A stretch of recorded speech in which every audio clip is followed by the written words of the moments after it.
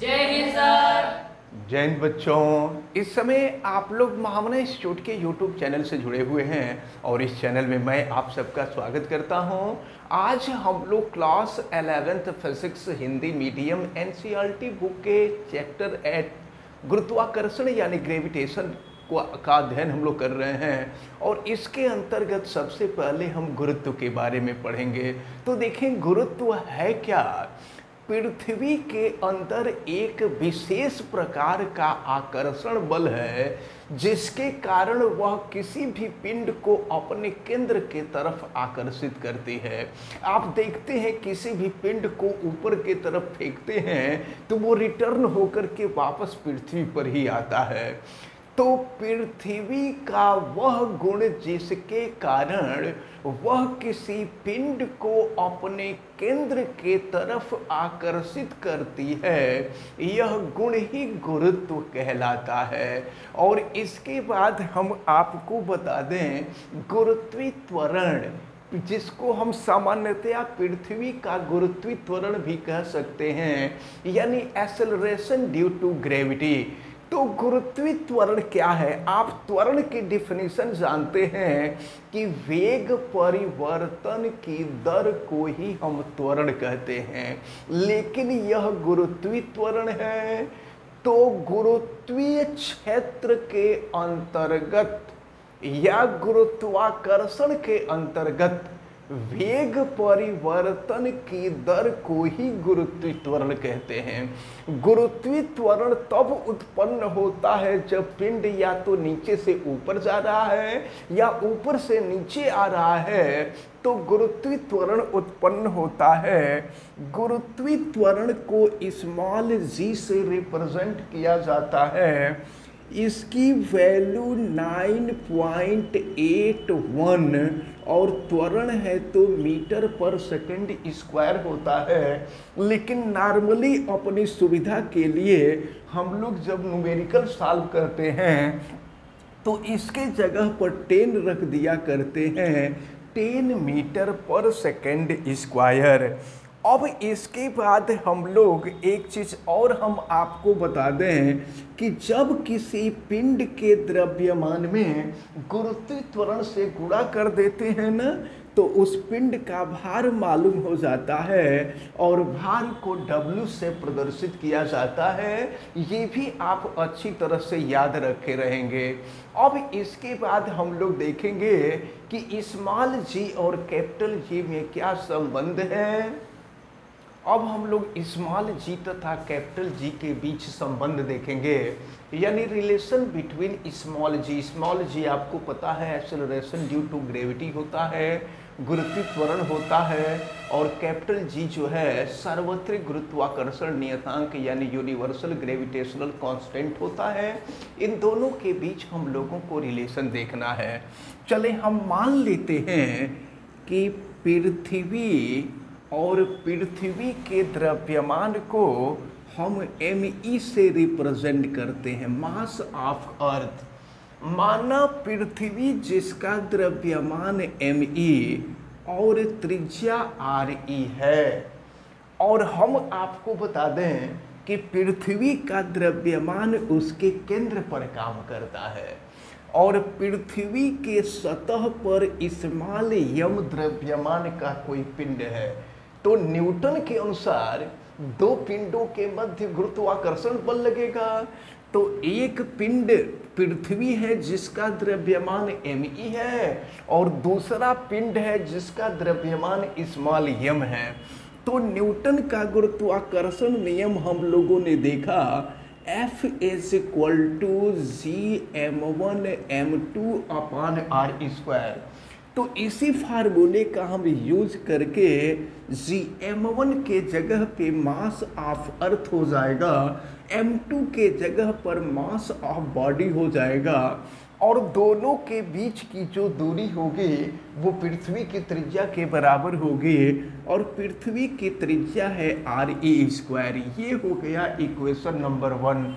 लेकिन आप जानते हैं कि किसी भी पिंड के द्वारा उतना ही बल लगाया जाता है जितना कि उसका भार होता है। और अभी हमने बताया है कि जब किसी पिंड के द्रव्यमान में गुरुत्वीय त्वरण से गुणा कर देते हैं तो उसका भार ज्ञात हो जाता है। ये हो गया इक्वेशन नंबर 2। अब इक्वेशन 1 से f की वैल्यू, इक्वेशन 2 से f की वैल्यू इक्वेशन 1 में रख देते हैं। तो जरा ध्यान पूर्वक देखें आप, हम f की वैल्यू रख दे रहे हैं इक्वेशन नंबर 1 में।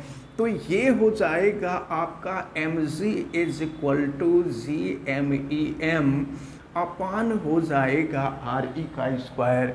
स्मॉल एम से स्मॉल एम कैंसिल हो जाएगा, small G is equal to G M E upon R E square. तो याद रखे रहिएगा स्मॉल जी और कैपिटल जी के मध्य यही रिलेशन होता है, small G is equal to capital G M E R square, जहाँ small G acceleration due to gravity यानी गुरुत्वीय त्वरण है, कैपिटल जी सार्वत्रिक गुरुत्वाकर्षण नियतांक यानी यूनिवर्सल ग्रेविटेशनल कांस्टेंट है, और M E mass of earth है, और आर ई जो है रेडियस ऑफ अर्थ है। अब हम लोग पृथ्वी के द्रव्यमान की गणना करेंगे। देखें स्मॉल जी और कैपिटल जी के बीच रिलेशन आपने देखा, small G is equal to G M E upon R E square. हम चाहें तो यहाँ से एम ई की वैल्यू निकाल सकते हैं, और आपको मालूम है कि M E mass of earth है। तो चले अगर यहाँ से एम ई की वैल्यू निकालें तो G R E square upon capital G हो जाएगा। तो स्मॉल जी की वैल्यू आपको मालूम है कि स्मॉल जी की वैल्यू 9.81 होता है, जिसको हम 9.8 रख रहे हैं, 9.8 मीटर पर सेकेंड स्क्वायर। और जानते हैं पृथ्वी की जो त्रिज्या होती है ये 6370 किलोमीटर है। पृथ्वी बहुत बड़ी नहीं है, पृथ्वी की त्रिज्या 6370 किलोमीटर है। अगर इस किलोमीटर को मीटर में बदलें, आप याद रखे रहिएगा, नॉर्मली ये 6370 है, और अपने सुविधा के अनुसार इसको हम 6400 किलोमीटर कह देते हैं, 6400 किलोमीटर कह देते हैं। तो अब जो है किलोमीटर को हम मीटर में बदलेंगे तो 1000 से गुणा हो जाएगा। तो 1000 से गुणा हो जाएगा, 3 से 0 आ जाएगा, यह मीटर में हो गया। अब आपको पता है कि दशमलव के पहले एक अंक रखना जरूरी होता है विज्ञान की भाषा में। तो ये हो जाएगा आपका, देखिए दशमलव अगर यहाँ रखेंगे तो देखिए इसके बाद कितने अंक हैं, 1 2 3 4 5 6 है। तो इसको हम लिख सकते हैं 6.37 इंटू 10⁻6 मीटर। ये रेडियस ऑफ अर्थ हो गया। और कैपिटल जी सार्वत्रिक गुरुत्वाकर्षण नियतांक है, इसका मान हमने आपको बताया था 6.67 इंटू 10⁻11 न्यूटन मीटर स्क्वायर पर किलोग्राम स्क्वायर। अब इन सब की वैल्यू हम रख दें और रख करके सॉल्व करेंगे तो हमको मास ऑफ अर्थ निकल जाएगा। तो चलिए देखते हैं। तो M E is equal to small G 9.8 और आर ई का स्क्वायर है, इतने का स्क्वायर हम करेंगे। तो इतने का स्क्वायर करेंगे, देखिए ये 6.37 into 6.37 into 10 to the power, देखिए 10 टू दी पावर 6 है, और 10 टू दी पावर 6 का अगर हम लोग स्क्वायर कर दें तो अब ये 10 टू दी पावर 6 है, स्क्वायर करेंगे तो 10 टू दी पावर 12 हो जाएगा। और ये अपॉन कैपिटल जी की वैल्यू यहाँ रख दिया जाए तो ये हो जाएगा 6.67 इंटू 10 टू दी पावर -11। फिर रखते हैं M E is equal to हो जाएगा, देखें ये 9.8 इंटू 6.37 इंटू 6.37 अपॉन 6.67 हो जाएगा। और देखिए 10 टू दी पावर -11 को ऊपर ले जाए तो +11 हो जाएगा, 12 है और 12 में 11 जुड़ जाएगा तो ये हो जाएगा 10 का पावर 23 हो जाएगा। अब देखें हम ऊपर नीचे 100 से गुणा करें, तो अगर ऊपर नीचे 100 से गुणा करेंगे तो फिर देखें ये 637 हो जाएगा, ये 667 हो जाएगा। फिर ऊपर नीचे अगर हम 10 से गुणा करें तो देखें ये ख़त्म हो जाएगा, 10 से गुणा किए और नीचे आ गया 10। इसके बाद देखें फिर ऊपर नीचे अगर हम 100 से गुणा करते हैं तो 100 से गुणा करेंगे तो देखें यहाँ 1000 हो जाएगा और फिर ये हो जाएगा आपका 637। और फिर देखें 1000 का मतलब 10 का घात 3 हो गया और 10 का घात 3 ऊपर चला जाएगा तो 10 का घात 23 पहले से ही है। और फिर जो है जब ये 3 ऊपर चला जाएगा तो 10 टू दी पावर 20 हो जाएगा। अब हम लोग इन तीनों का गुणा करें और तीनों का गुणा करके 637 से भाग दे दें तो देखिए यह मान लगभग इतना आता है, ये 10 टू दी पावर 20। जब इन तीनों का गुणा करके 667 से भाग देते हैं तो यह मान लगभग इतना आता है। तो अब ये जो ME ये 5 करके आता है, तो अब जो है यहाँ पे हम डेसिमल यहाँ लगा दें तो ये 6.0 हो जाएगा। और देखें इसके बाद 4 0 है तो यहाँ 4 जुड़ जाएगा, ये हो जाएगा 10 टू दी पावर 24 किलोग्राम। तो इस प्रकार पृथ्वी का जो द्रव्यमान है आप याद रखे रहेंगे, पृथ्वी का द्रव्यमान 6 into 10 to the power 24 kilogram होता है। आपको पता है कि द्रव्यमान कभी चेंज नहीं होता है, भार भले चेंज हो जाए लेकिन किसी पिंड का द्रव्यमान कभी चेंज नहीं होता है। तो पृथ्वी का जो द्रव्यमान है इसको आप याद रखे रहिएगा, आपसे एग्जाम में भी पूछा जाता है, कई बार कंपटीशन में भी पूछा गया है। अब इसके बाद हम लोग पृथ्वी के घनत्व की गणना करेंगे कि पृथ्वी का घनत्व कितना होता है। चलिए अब हम लोग पृथ्वी का घनत्व ज्ञात करते हैं। और अभी हम लोगों ने देखा था कि पृथ्वी का द्रव्यमान की वैल्यू निकली थी ये 6 into 10 to the power 24 kilogram अभी हमने देखा। अब हम लोग पृथ्वी का घनत्व ज्ञात करेंगे और देखें आपको मालूम है कि अभी जो हमने ME की वैल्यू निकाली थी, ME is equal to GRE square upon capital G था। लेकिन आपको ये भी पता है कि द्रव्यमान बराबर होता है आयतन गुणे घनत्व, और पृथ्वी को एक गोला माना जा सकता है क्योंकि पृथ्वी लगभग गोलाकार है और गोले का आयतन आपको मालूम है 4/3πr³। तो यहाँ पर लिख देंगे V के जगह पे 4/3πr³ और ये हो जाएगा ρ। अब हम ME का मान यहाँ रख देते हैं, या कह लीजिए ये इक्वेशन नंबर 1, ये इक्वेशन नंबर 2। इक्वेशन 2 से ME का मान इक्वेशन नंबर 1 में हम रख देते हैं और फिर देखते हैं वैल्यू क्या मिलती है। 4/3πr³ rho is equal to GRE square upon capital G। तो देखें क्या कैंसिल होगा, तो यहाँ क्यूब स्क्वायर से ये क्यूब कैंसिल हो जाएगा और हम लोगों को रो की ही वैल्यू फाइंड करनी है। रो पृथ्वी का घनत्व है। तो अब देखिए क्या हो जाएगा, 3 का क्रॉस मल्टीप्लिकेशन हो जाएगा तो 3G हो जाएगा और नीचे आ जाएगा 4πre और ये हो जाएगा कैपिटल J। तो इस फार्मूले की सहायता से हम चाहें तो पृथ्वी का घनत्व ज्ञात कर सकते हैं। और चलिए सबकी वैल्यू रखें और रख करके पृथ्वी का घनत्व हम ज्ञात करें। तो रो इज इक्वल टू 3G की वैल्यू है 9.84 और पाई की जो वैल्यू है हम रख देते हैं 3.14। RE हमने देखा पृथ्वी की त्रिज्या, और पृथ्वी की त्रिज्या 6.37 into 10 to the power 6 kilometre, और कैपिटल G का भी मान आपको मालूम है 6.67 इंटू 10 टू दी पावर -11।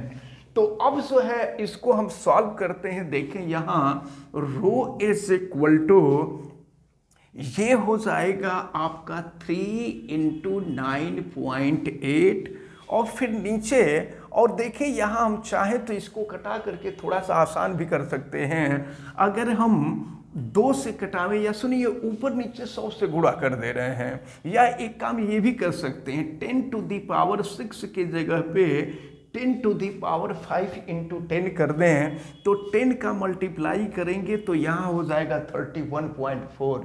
फिर ऊपर नीचे अगर 10 से मल्टीप्लाई कर दें तो ये 98 हो जाएगा, ये 314 हो जाएगा। 2 से कटा दीजिए, 2 से कटा देंगे तो ये 49 हो जाएगा, और ये हो जाएगा आपका 157। तो अब जो है इसको हम सॉल्व करते हैं और फिर देखते हैं, और कुछ कटने लायक तो दिखाई नहीं दे रहा है। तो अब ये हो जाएगा रो की वैल्यू यहाँ हम लिख देते हैं 3 इंटू 49, और फिर ये हो जाएगा आपका,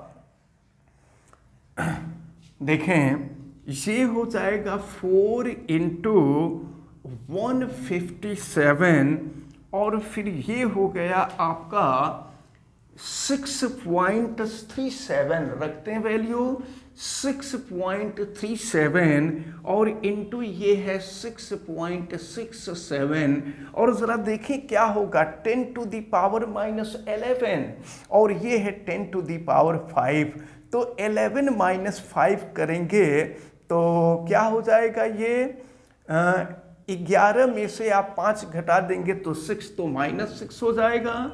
नीचे हो जाएगा 10 टू दी पावर -6, और -6 जब ऊपर जाएगा तो +6 हो जाएगा। अब इसके बाद इसको आप सॉल्व करिए। देखें ऊपर नीचे 100 से फिर गुणा कर दें तो 100 से गुणा करेंगे ये 637 हो जाएगा, फिर यहाँ आ जाएगा, फिर ऊपर नीचे 100 से गुणा करें फिर 2 0 हो जाएगा, और फिर यहाँ पर देखिए ये 10 का घात 6 है ना, तो 10 का घात 6 को हम 1000 गुणे 10 का घात 3 कर देंगे। अब ये रो इज इक्वल टू, देखें ये ऊपर वाली संपूर्ण राशि का गुणा कर दीजिए, और फिर नीचे वाले संपूर्ण राशि का गुणा, लेकिन देखिए इसको हम चाहें तो कटा सकते हैं, 4 से कटा देंगे तो ये 25 यानी 250 हो जाएगा। और अब जो है अब कोई कटने लायक नहीं दिखाई दे रहा, अब कुछ भी नहीं कटेगा। तो अब जो है यहाँ हम देखें 3 इंटू ये हो गया, ये देखें, और फिर ये हो गया 250, और नीचे ये हो गया आपका 157 इंटू 637 इंटू 667, और ये हो जाएगा 10 टू दी पावर 3। अब क्या करेंगे आप, ये ऊपर वाली संपूर्ण राशि का गुणा करिए, नीचे वाले संपूर्ण राशि का गुणा करिए, और गुणा करने के बाद भाग दे दीजिए, तो ये वैल्यू लगभग 5.5 आती है। अब 5.5 इंटू 10 टू दी पावर 3 हो जाएगा, और घनत्व है तो घनत्व का मात्रक किलोग्राम पर मीटर क्यूब होता है। तो इस प्रकार इसको आप याद रखे रहिएगा कि पृथ्वी का जो घनत्व होता है यह 5.5 into 10 to the power 3 kilogram पर मीटर क्यूब होता है। तो पृथ्वी का द्रव्यमान और पृथ्वी का घनत्व आप अच्छी तरह से याद रखे रहिएगा। और जब नेक्स्ट वीडियो हम लोग देखेंगे तो उसमें देखेंगे कि पृथ्वी से ऊपर जाने पर गुरुत्वीय त्वरण के मान में क्या परिवर्तन होता है, और पृथ्वी तल से नीचे जाने पर भी गुरुत्वीय त्वरण के मान में क्या परिवर्तन होता है, यानी ऊपर जाने पर और नीचे जाने पर गुरुत्वीय त्वरण का मान घटता है कि बढ़ता है, इसको हम लोग नेक्स्ट वीडियो में देखेंगे। तो इस प्रकार हमें उम्मीद है कि आज जितनी भी महत्वपूर्ण चीजें बताई गई हैं ये सारी बातें आपको अच्छी तरह से समझ में आई होंगी। आप वीडियो को लाइक जरूर कीजिएगा, और अगर आप चैनल पे नए हैं तो चैनल को सब्सक्राइब भी कर लीजिए, आप बेल आइकन को भी प्रेस करें, और अगर किसी प्रकार की कोई दिक्कत समझ में आती है तो आप हमें कमेंट करके बतावें। वीडियो को मैक्सिमम स्टूडेंट तक शेयर करें। आप सभी लोगों का बहुत बहुत धन्यवाद। जय हिंद।